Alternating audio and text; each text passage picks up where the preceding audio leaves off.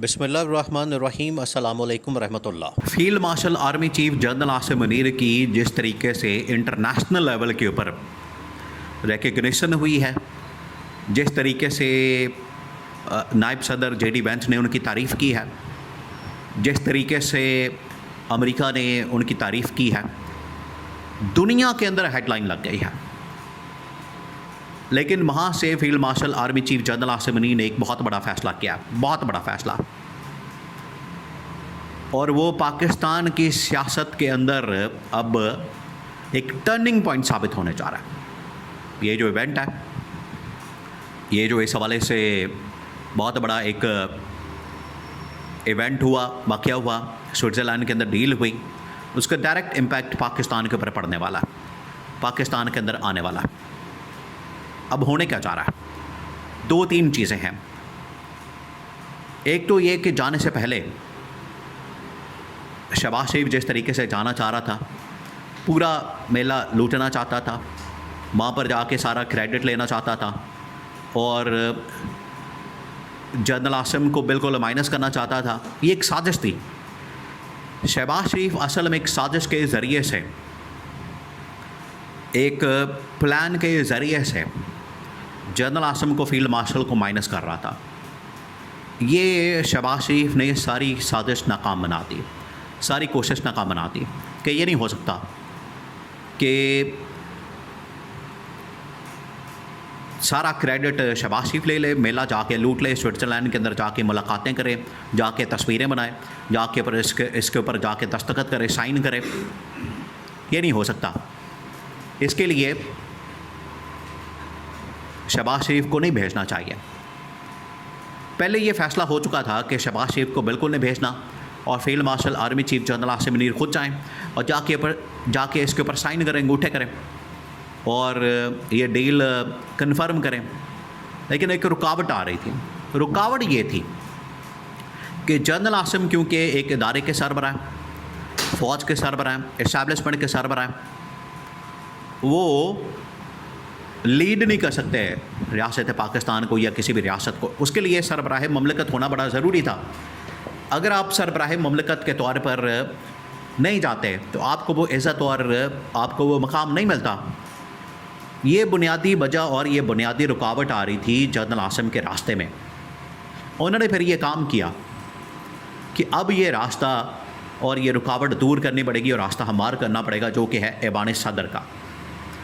ये पिछले एक साल से इस बात के ऊपर ज़ोर दिया जा रहा है, फोकस किया जा रहा है, इस बात के ऊपर काम किया जा रहा है कि किस तरीके से यहाँ से रास्ता ऐवान सदर की तरफ हमार किया जाए। जनरल आसिम ने जब इंडिया के ख़िलाफ़ जंग जीती, उसके बाद उन्होंने ये पाकिस्तान ने इंटरनेशनल लेवल के ऊपर जो डिप्लोमेसी की, उसके बाद अब अमेरिका और ईरान की जंग हुई। ये जो जंग हुई अमेरिका और ईरान के दरमियान, इसको भी हल करवाने में, इसका भी पैचअप करवाने में जनरल आसिम ने ही किरदार अदा किया। अब क्योंकि जनरल आसिम हर जगह पर लीड कर रहे हैं, तो मौजूदा सेटअप, मौजूदा निज़ाम डिलीवर करने में भी नाकाम है और जनरल आसिम जो इनसे चाहते हैं वो भी नहीं कर पा रहे। तो फिर ज़ाहिरी बात है, उन्होंने इंटरनेशनल लेवल के ऊपर और पाकिस्तान के अंदर जो उनके रिकग्निशन है उसको सामने रखते हुए उन्होंने सदारत का ओहदा लेना ही लेना है। तो वहाँ से अब पैगाम जो है पाकिस्तान के अंदर भेजा गया, स्विट्ज़रलैंड से ये पैगाम डायरेक्टली पाकिस्तान के अंदर कन्वे किया गया आसिफ अली ज़रदारी को, मौजूदा नून लीग को, पीपल्स पार्टी को, कि ऐवान सदर में जाके हमने डायरेक्ट अब लैंड करना है, ऐवान सदर में जाके हमने डायरेक्ट लैंडिंग करनी है।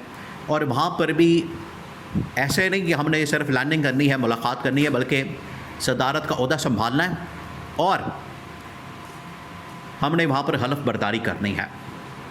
ये उनकी जानिब से पैगाम दिया गया, ये उनकी जानिब से मैसेज दिया गया।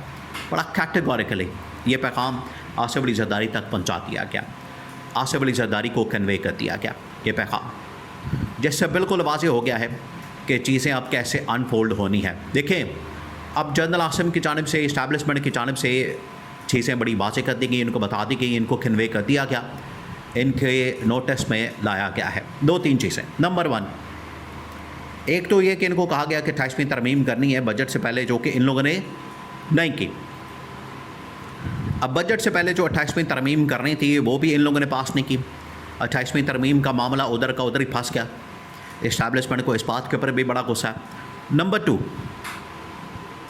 इनसे कहा गया ऐवान सदर इस्टेब्लिशमेंट के हवाले किया जाए। ये तो खैर काफ़ी अर्से से मामला चला आ रहा है, आज तक उसके ऊपर डिलेइंग टैक्टिक्स इस्तेमाल किए जा रहे हैं। आज तक वो काम ही नहीं हो रहा।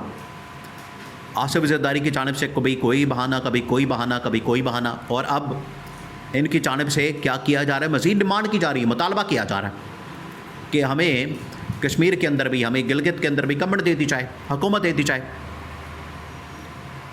और उसके बाद अब यहाँ से मामला बिल्कुल और जानिब आ गया।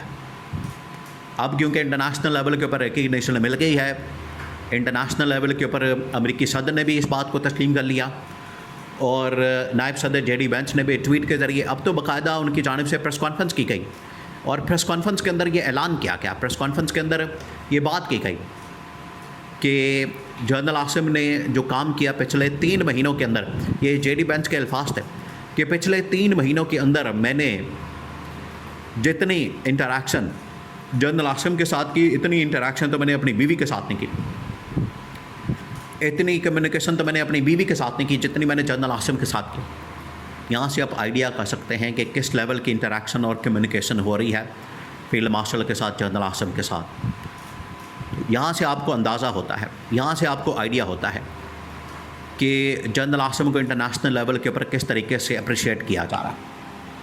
अब अगर इस लेवल की रिकग्निशन मिली है तो पाकिस्तान के अंदर तो फिर उन्होंने अपनी मर्ज़ी से तमाम के तमाम मामलात को चलाना है, कमांड एंड कंट्रोल संभालना है।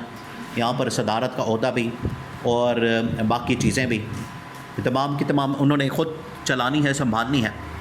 ये अब जनरल आसिम की जानिब से बड़ा वाज़े तौर पर मिलिट्री कमांड ने भी फ़ैसला कर लिया है, टॉप मिलिट्री कमांड ने, इस्टेब्लिशमेंट ने, कि अब हम सिर्फ ओहदा सदारत, ना सिर्फ ओहदा सदारत लेंगे बल्कि इस ओहदे के ऊपर आके 28वीं तरमीम भी, मुल्क के अंदर गवर्नेंस का निज़ाम भी, स्ट्रक्चर भी, तमाम चीज़ें बेहतर करेंगे और सारे मामलात को अपनी मर्ज़ी से चलाएंगे, क्योंकि हमने इंटरनेशनल लेवल के ऊपर डिलीवर कर दिया और इतनी बड़ी डील करवा दी।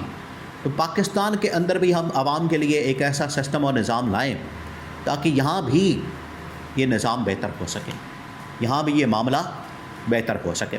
ये अब कन्वे किया गया इनको पैगाम, और ये मैसेज यहाँ पर बता दिया गया।